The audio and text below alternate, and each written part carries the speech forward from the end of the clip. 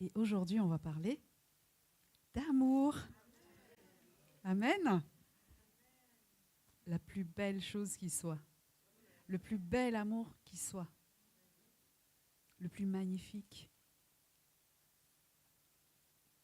L'amour du Seigneur. Amen. Et voilà, souvent on perçoit l'amour comme une chose qui fait du bien. Quelque chose qui fait du bien à l'âme. Ah, il va parler d'amour aujourd'hui. Voilà, ça fait du bien, ça va nous faire du bien, ça va nous mettre du baume au cœur, hein? N'est-ce pas? Et la perception qu'on a de l'amour, de cet amour qui fait du bien à notre cœur, du bien à notre âme, ben, ça déteint quelquefois sur la façon dont on perçoit l'amour de Dieu pour nous. Mais c'est bien plus que cela.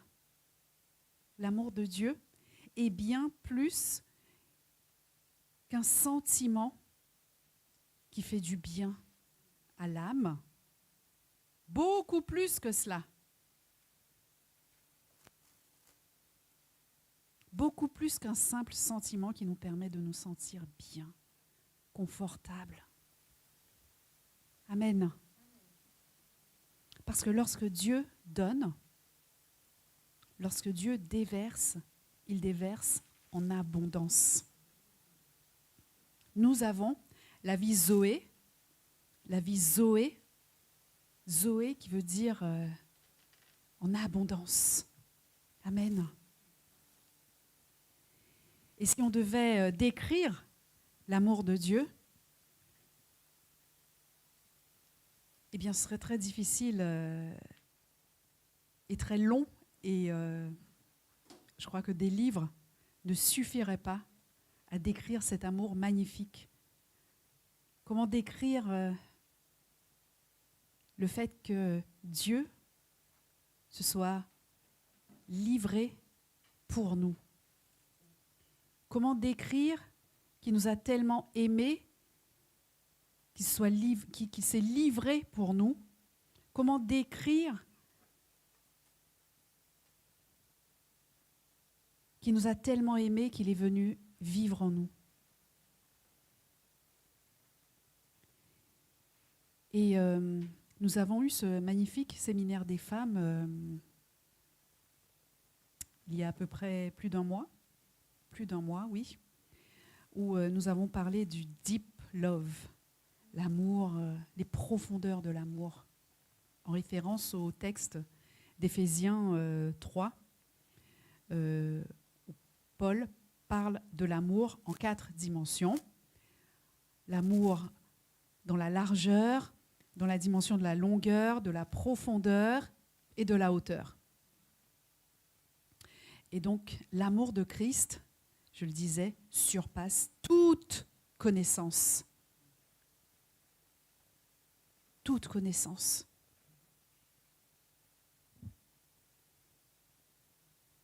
Et les mots manquent pour décrire cet amour et on touche à l'ineffable.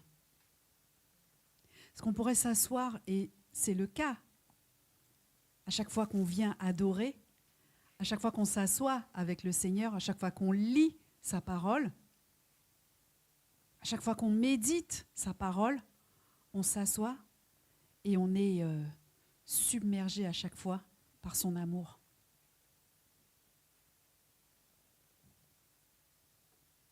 On est comme entraîné dans cette vague qui nous surprend à chaque fois.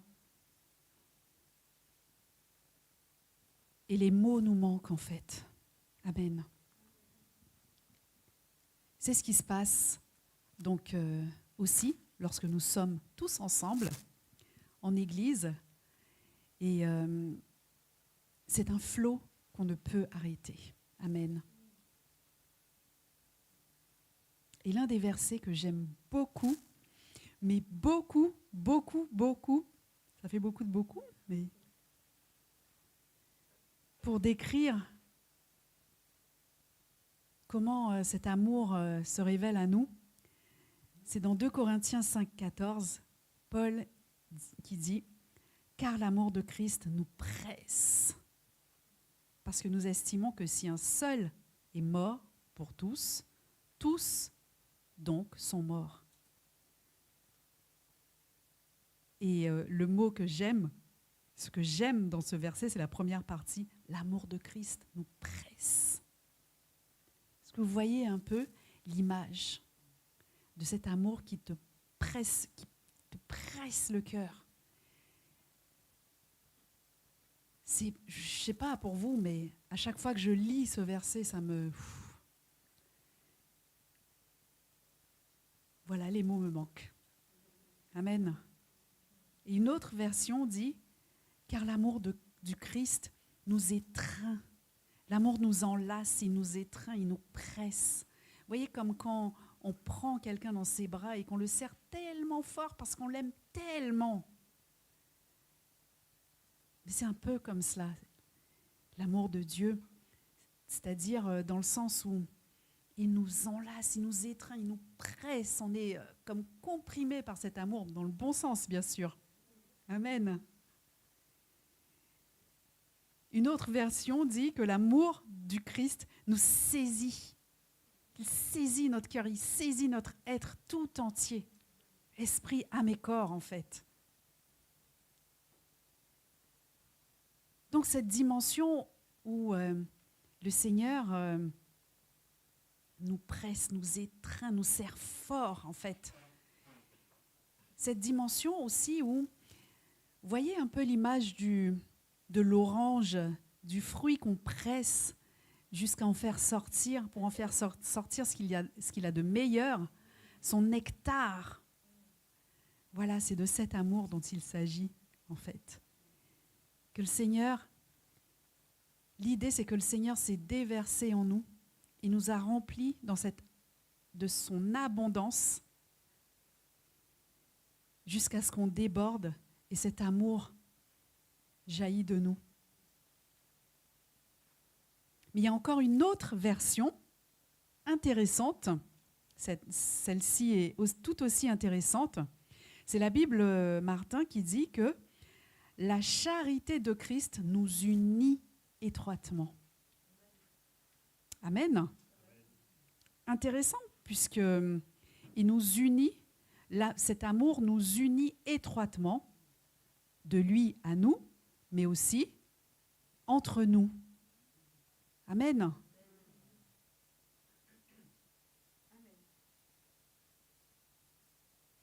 Donc, l'amour de Dieu nous presse sur le plan donc individuel et le plan collectif aussi. Individuel de nous à lui, vertical, et collectif entre nous. Voilà, il resserre les liens en fait. Amen. On a des cœurs circoncis. Circoncis seuls et circoncis aussi ensemble. Puisque la circoncision était justement une marque que le Seigneur avait demandée dès le début, lorsqu'il avait établi cette alliance avec son peuple. Il demandait à ce que tout mâle soit circoncis. Il fallait cette circoncision dans la chair qui était le signe de l'appartenance au peuple de Dieu. Et Jésus, lui, dit « Je vous donne un commandement nouveau, aimez-vous les uns les autres, comme je vous ai aimé, vous aussi, aimez-vous les uns les autres. À ceux-ci, tous connaîtront que vous êtes mes disciples si vous avez de l'amour les uns pour les autres. » Donc l'amour est comme cette marque, cette circoncision du cœur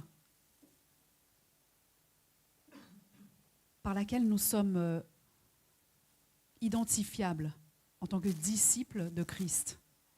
À ceux-ci, tous connaîtront que vous êtes mes disciples.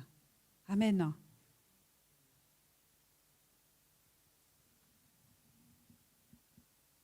Donc cet amour qui nous presse, qui nous étreint, Et l'action, le fait de presser n'est pas sans rappeler le pressoir à Gethsémané, amen, où le Seigneur s'est retrouvé seul face à ses angoisses, parce qu'il était justement uni et il savait qu'il allait être séparé de son Père. Il était uni à son Père, il savait qu'il allait en être séparé, parce que le péché, il allait prendre tout le péché du monde sur lui. Et le Seigneur a accepté d'être pressé pour nous, par amour, uniquement par amour pour nous, afin que cette huile, afin que cet amour soit répandu dans notre cœur. Amen. Romains 5, versets 5 à 6. Or, l'espérance ne trompe point, parce que l'amour de Dieu est répandu dans nos cœurs par le Saint-Esprit qui nous a été donné. Car lorsque nous étions encore sans force, Christ, au temps marqué, est mort pour des impies. Donc cette idée qu'il s'est retrouvé dans son âme pressé pour que justement cet amour coule, que cet amour soit déversé en nous. La Bible du Semeur dit que Dieu a versé son amour dans notre cœur. Est-ce que vous voyez cet amour qui coule et qui nous remplit, qui remplit notre cœur jusqu'à ce qu'on en déborde? Amen. Donc c'est lui qui l'a fait par le Saint-Esprit.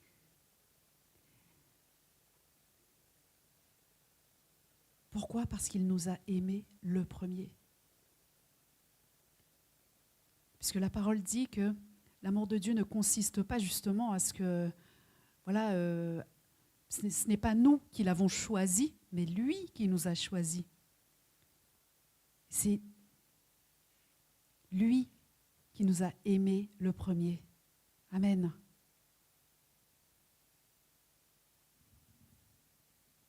Ce n'est pas à dire que nous l'avons aimé en premier. Son amour ne consiste pas à ce que nous avons aimé Dieu, nous, et de ce que nous avons décidé de l'aimer, non.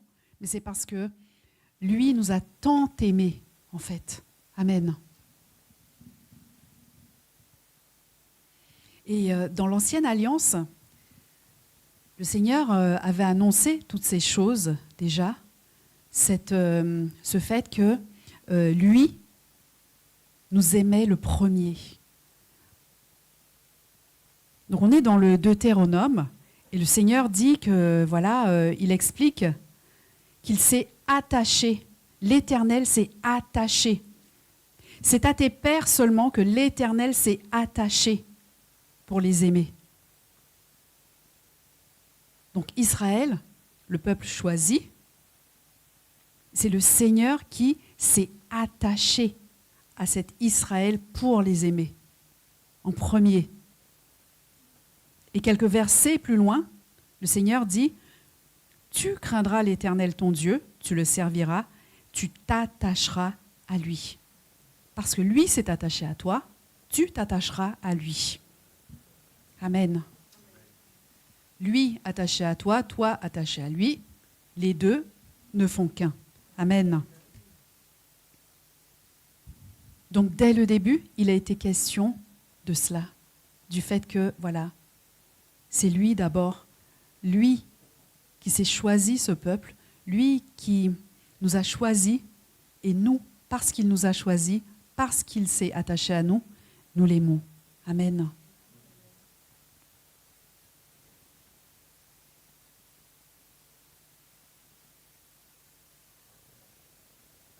Et donc je disais que cet amour est aussi ce qui nous étreint, ce qui nous unit tous ensemble, ce qui nous unit à la perfection. Et Paul va dire que c'est la voie par excellence en fait. La voie par excellence. avant de donner toutes les caractéristiques de l'amour en 1 Corinthiens chapitre 13, juste avant d'introduire ce chapitre, il y a ce verset qui dit, voilà, c'est que l'amour est la voie par excellence.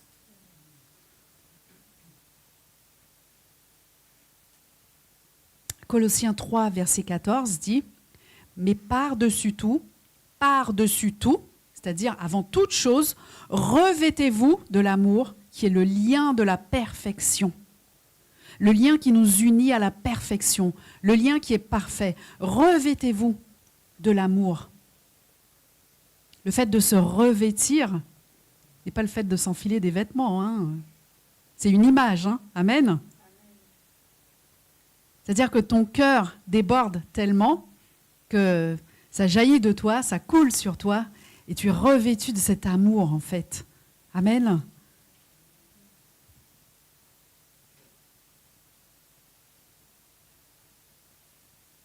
Parce que tout ce que nous le faisons par amour. Parce que si on n'a pas l'amour, eh bien, tout ce que je fais ne sert à rien. Parce que Paul dit que sans amour, je suis comme un airain qui résonne, une cymbale qui retentit. C'est-à-dire que ça sonne creux, en fait. C'est vide. Le néant.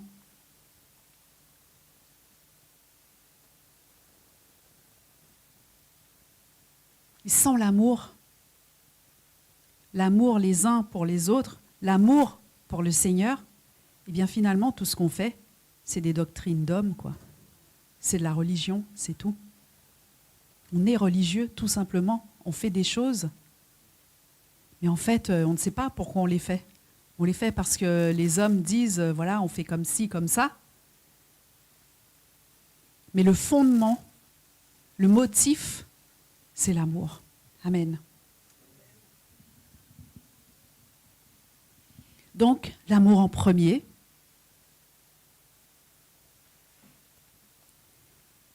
L'amour qui est déversé en abondance.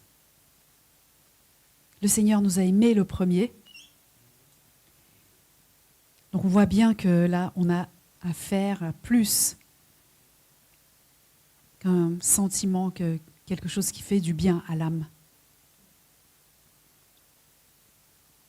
L'amour est la raison, l'amour est le motif, mais on va aussi voir que l'amour est le moteur, en fait, qui nous porte, le moteur qui nous permet d'avancer.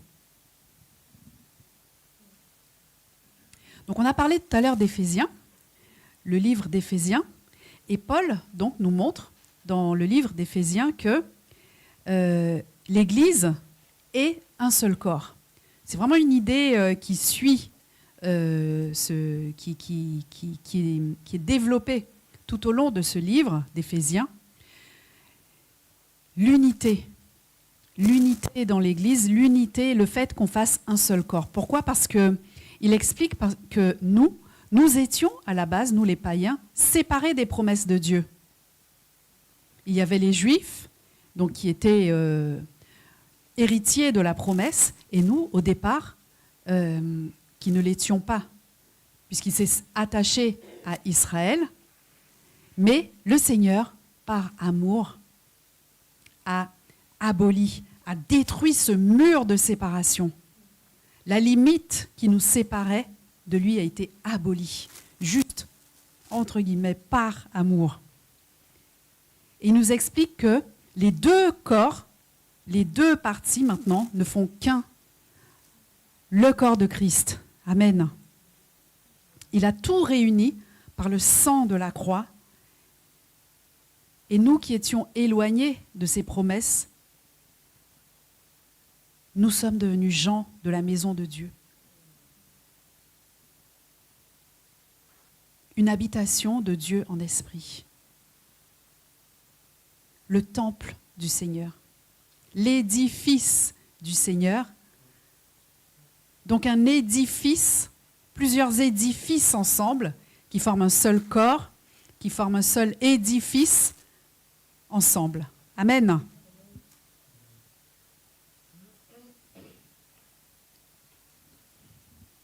Et Paul dit, voilà, mais c'est ce mystère qu'il est venu annoncer, le mystère de Christ. Et c'est là justement qu'il parle de cet amour en 4 dimensions. Amen. Puisque les païens sont co-héritiers, les païens forment un même corps, ils participent à la même promesse en Jésus-Christ. Donc on comprend en fait l'étendue de cet amour. Par amour, le Seigneur a permis que son peuple, son élu, soit voilé pour un temps, afin que ses promesses nous soient accessibles. C'est là qu'on comprend en fait qu'il nous a tous aimés dès le départ. Il nous a tous aimés. Et Paul parle du mystère caché de tout temps en Dieu. Le mystère caché de tout temps en Dieu qui est dévoilé aujourd'hui. Amen. Donc nous sommes un corps, tous réunis, amen, de toute nation, amen, de toute langue, juifs, non-juifs, amen. Et aujourd'hui et maintenant, donc, il s'agit de grandir.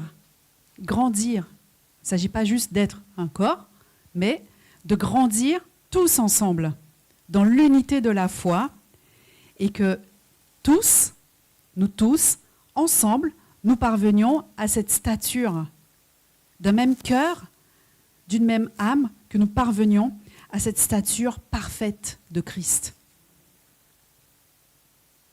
Mais alors comment ? Eh bien, par l'amour. Amen. Éphésiens 4. C'est vrai qu'on est pas mal dans Éphésiens aujourd'hui. Éphésiens 4, versets 15 à 16. Mais en disant la vérité avec amour, nous croîtrons à tous égards en celui qui est le chef, Christ. De lui, le corps tout entier, bien ordonné et cohérent, grâce à toutes les jointures qui le soutiennent fortement, tire son accroissement dans la mesure qui convient à chaque partie et s'édifie lui-même dans l'amour. Amen. Est-ce que vous avez compris l'idée ? C'est vrai que les versets de Paul sont un petit peu longs, un petit peu décortiqués. Amen. Et la Bible en français courant dit que, en proclamant la vérité avec amour, nous grandirons en tout vers le Christ, qui est la tête. Donc c'est grâce à lui, Christ, que le corps forme un tout solide, bien uni par toutes les articulations dont il est pourvu. Donc l'amour, le lien de la perfection qui réunit et qui fait que le corps est bien coordonné. Amen. Ainsi, lorsque chaque partie fonctionne comme elle doit, le corps entier grandit et se développe par l'amour. Amen. Donc l'idée, c'est que l'amour, ce lien de la perfection, le lien qui nous unit tous ensemble et qui fait que le corps est bien coordonné, bien articulé, est aussi ce qui nous fait grandir, tous ensemble. L'amour, donc, nous fait grandir. Amen. L'amour nous fait croître. Et vous savez, en fait, il y a cette expérience qui a été faite avec 2 groupes de bébés en prison, séparés de leur mère, et un autre groupe, je crois, dans un orphelinat. Et dans l'un des 2 groupes, les soins étaient possibles, c'est-à-dire le contact des bébés était possible avec leur mère. Et dans l'autre, ça n'était pas possible. Donc ils étaient juste nourris, c'est-à-dire voilà, ils avaient de quoi être nourris au niveau alimentaire, voilà. Mais au niveau affectif, ils ne recevaient rien. Eh bien, ceux qui recevaient l'affection de leur mère grandissaient. Et les autres développaient des formes de dépression graves, allant quelquefois même jusqu'à la mort. Donc l'idée, c'est quoi? L'idée, c'est que l'amour nous fait croître. L'amour nous fait grandir. Amen. On ne grandit pas simplement par l'alimentation physique, mais aussi par l'amour. Amen. Et dans l'esprit, c'est pareil, on grandit par l'amour aussi. Parce que l'amour, c'est ce qui nous a attirés au Seigneur. Et l'amour, c'est ce qui fait que chaque jour, eh bien, on a cette impulsion, en fait, d'aller dans ce lieu secret. L'amour, c'est ce qui fait que chaque jour, on veut se délecter de lui, de sa parole, ce qui nous attire à lui. Et lorsqu'il déverse sa parole en nous, eh bien, cette parole nous révèle son amour, et son amour nous fait grandir. Donc c'est vraiment un facteur de croissance. L'amour comme moteur, comme facteur de croissance, par sa parole qui est déversée en nous, par sa présence. On l'a chanté tout à l'heure. Sa présence nous remplit de son amour. Chaque fois qu'on est dans cette présence, eh bien, on ne comprend pas. On ne comprend pas à quel point un Dieu si grand a pu nous aimer. À chaque fois qu'on réfléchit, mais comment est-ce que c'est possible? On ne comprend pas, en fait. Et on est submergé par ces vagues, on est submergé par cette abondance d'amour. Parce que lorsqu'on regarde à nos propres faiblesses, lorsqu'on regarde à nos propres manquements, lorsqu'on regarde à quel point, quelquefois, on peut répéter les mêmes erreurs, eh bien ça nous dépasse, en fait.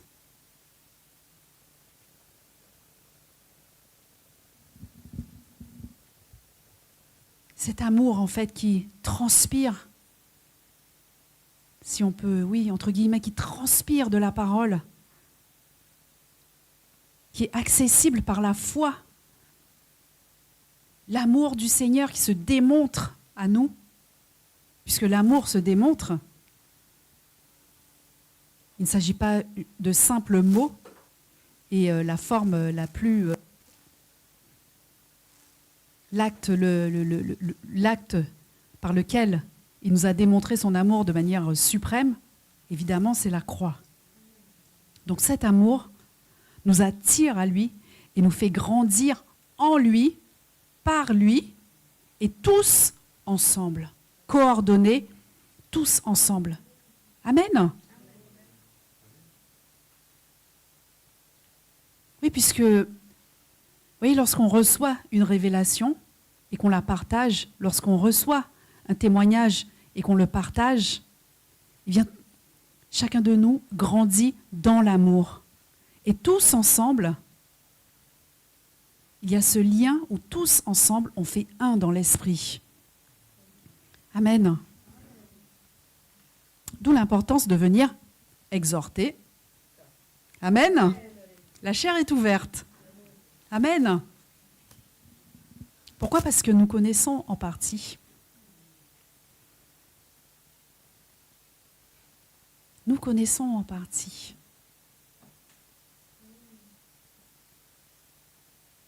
Personne n'a 100% de la révélation. 100% en une personne, ça n'existe pas.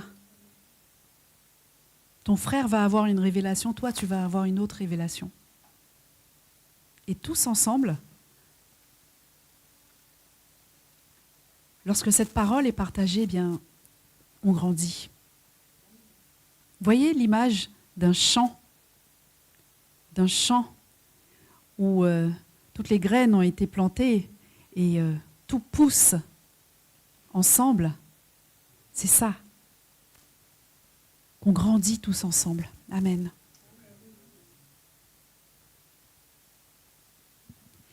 Donc je disais, plus parce qu'on aime, on grandit,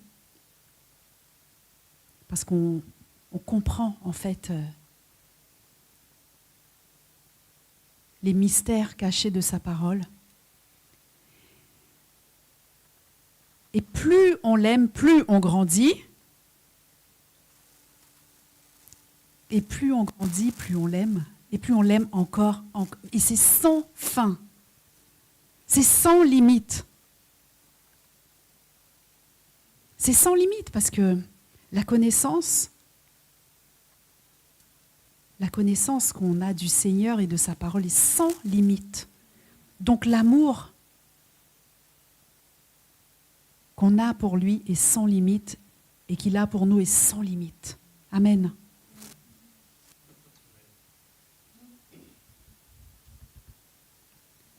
Amen. Et notre cœur, donc, est le réceptacle, le siège de cet amour de Dieu qui a été répandu en nous, qui a été versé en nous. 2 Corinthiens 6, 16. Je vais lire la suite du verset.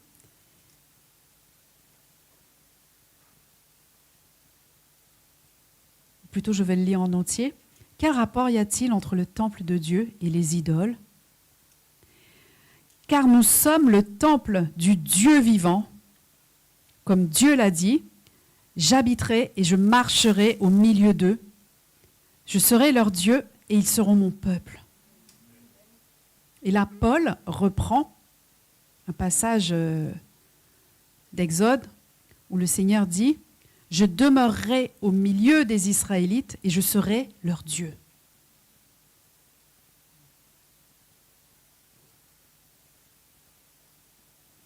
Moi, j'aime beaucoup aussi ces passages où le Seigneur parle à Moïse et il lui montre comment construire l'arche, comment tous les détails en fait du tabernacle, tous les détails et ce qui va se passer. Et le Seigneur dit, donc il parle du propitiatoire et il dit, c'est là que je me rencontrerai avec toi. Mais c'est beau. C'est là que je me rencontrerai avec toi.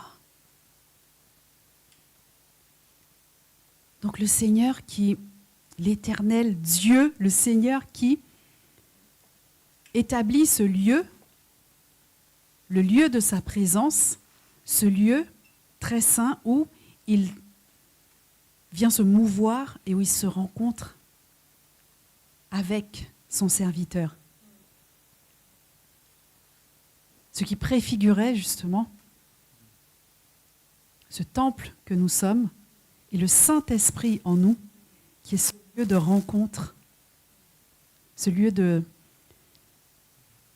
connexion en fait. Le Saint-Esprit en nous, la connexion entre le ciel et la terre, la connexion du ciel avec la terre en nous. Amen.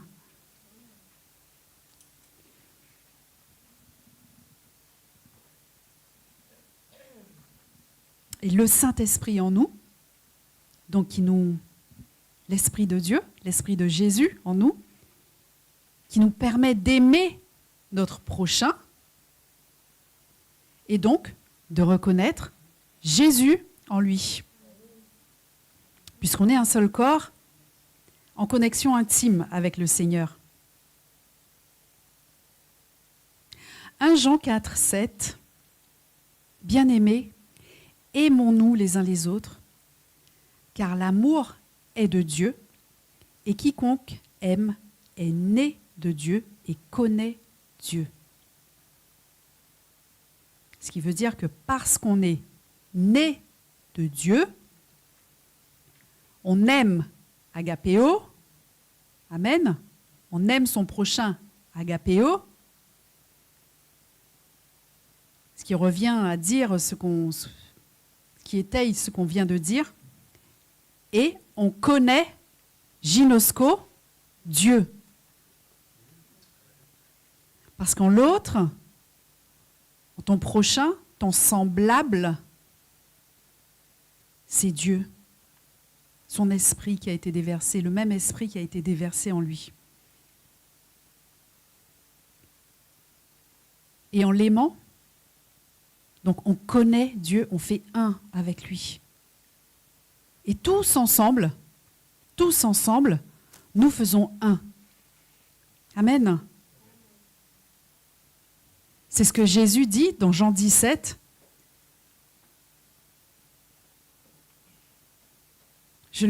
Lorsqu'il prie à ton Père, je leur ai donné la gloire que tu m'as donnée, afin qu'ils soient un, comme nous sommes un.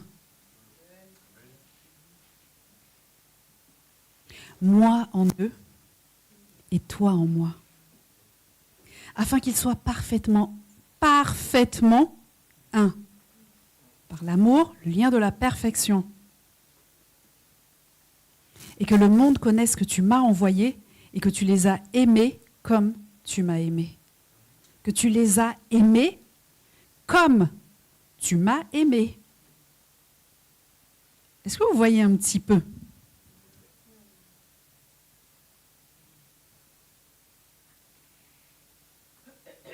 Tu les as aimés comme tu m'as aimé. C'est fort, hein ? Donc cette idée d'ensemble, l'ensemble bien uni, l'ensemble bien coordonné, c'est le cœur de Jésus. Le cœur de Jésus, c'est de faire un avec nous, lui qui est la tête, nous qui sommes le corps, faire un avec lui, puisque la tête ne peut pas être dissociée du corps, amen, et lui en nous, et lui dans son Père, amen. Vous voyez à quel point le Seigneur nous aime, au point non seulement de vouloir habiter en nous, mais de faire un avec nous. Que nous soyons en lui, que lui en nous, nous en lui, en fait.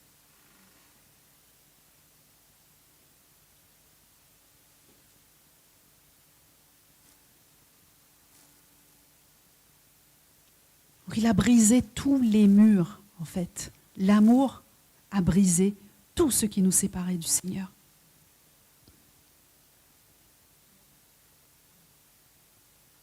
Et le fait que Dieu soit grand, soit saint, eh bien ça aurait pu créer une distanciation. C'est ce que la loi nous montre. Mais il n'a pas voulu que les choses en soient ainsi. Parce qu'il avait déjà programmé, il avait déjà projeté que nous ne fassions qu'un avec lui. L'amour a été plus fort. L'amour a parlé plus fort que tout le reste, a parlé plus fort que toutes les séparations, a parlé plus fort que toutes ces limites. L'amour a triomphé de tout.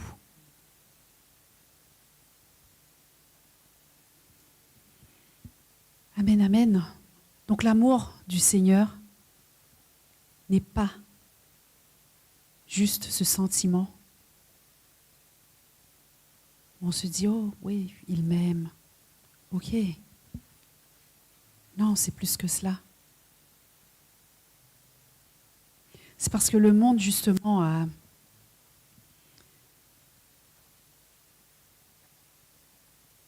oublie ce que c'est qu'une alliance.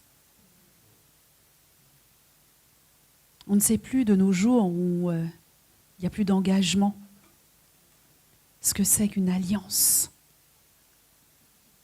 Surtout lorsque l'une des deux parties, le Seigneur, est la parole et a parlé.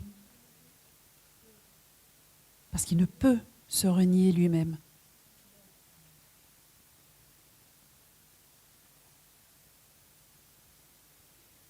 Et l'amour, donc, est notre carburant, notre moteur, cette huile qui fait que le moteur fonctionne bien aussi.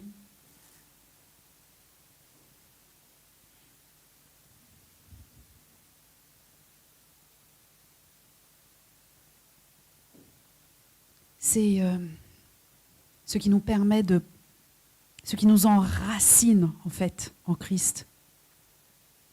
Ce en quoi nous avons pris racine, notre source aussi.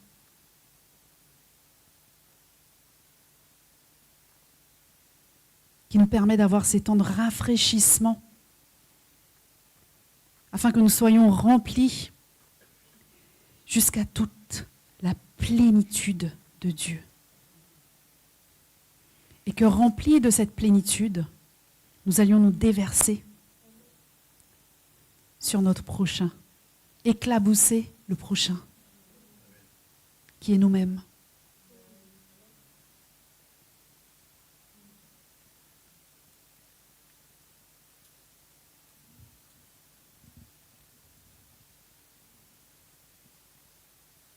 Et c'est cela, en fait, c'est ce cercle vertueux par lequel nous grandissons. Et plus nous grandissons, plus on apprend de lui, plus on le connaît,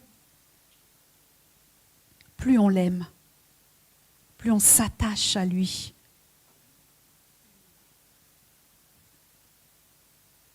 Et Paul dit que l'amour ne finira jamais, il ne périra jamais, que tout va prendre fin, mais l'amour ne périra jamais.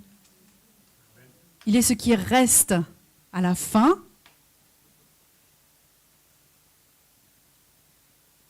Il ne périra jamais. Voilà pourquoi, eh bien, cultivons cet amour qui nous a été donné par grâce. Parce que sans amour, je répète, tout ce qu'on fait ne sert à rien, n'est rien, n'a aucun poids, puisqu'aucun fondement, puisqu'aucun motif valable.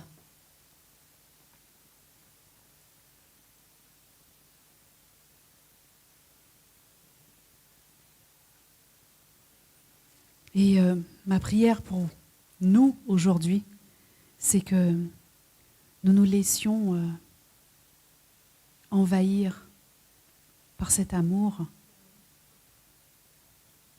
et que nous aspirions à aller dans une autre profondeur.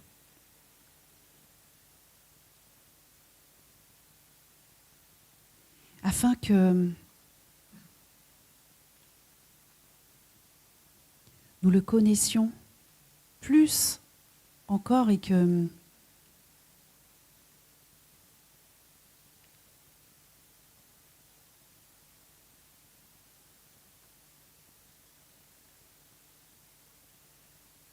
qu'il nous révèle qui il est, des nouvelles facettes de sa personne.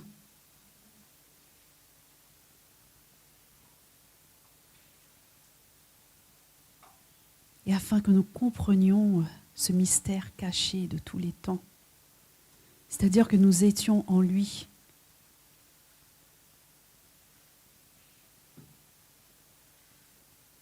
Avant la fondation du monde et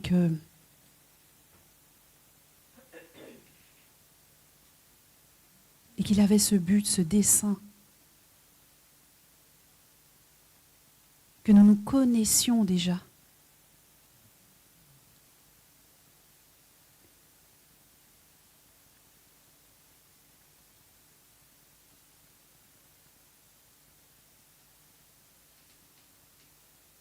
Qu'il se révèle encore.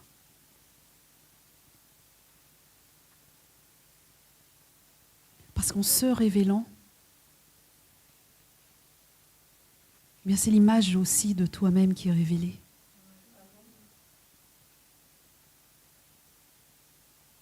De ce qu'il avait prévu de tout temps.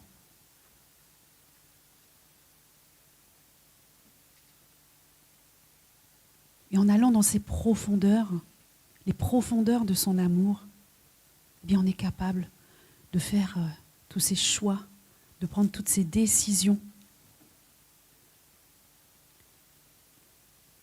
C'est par amour qu'on est capable de traverser les mers. Là où le Seigneur nous attend. C'est par amour qu'on est capable de faire des choses folles aux yeux de ce monde, cependant sages, selon la sagesse de Dieu.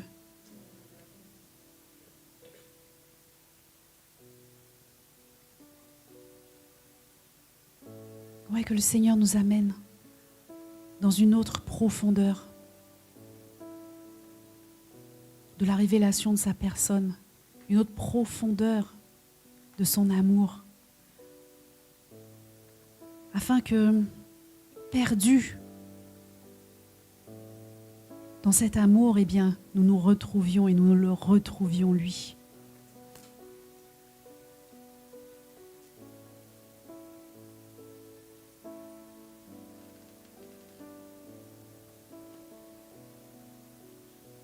Merci Seigneur pour cette profondeur, cette nouvelle profondeur. Merci Seigneur parce que c'est une profondeur qui n'a pas de fin, qui n'a pas de limite.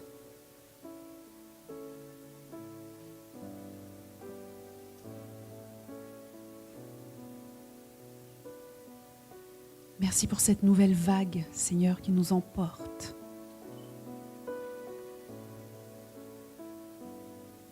Et nous emmène à un niveau de révélation qu'on ne soupçonnait pas.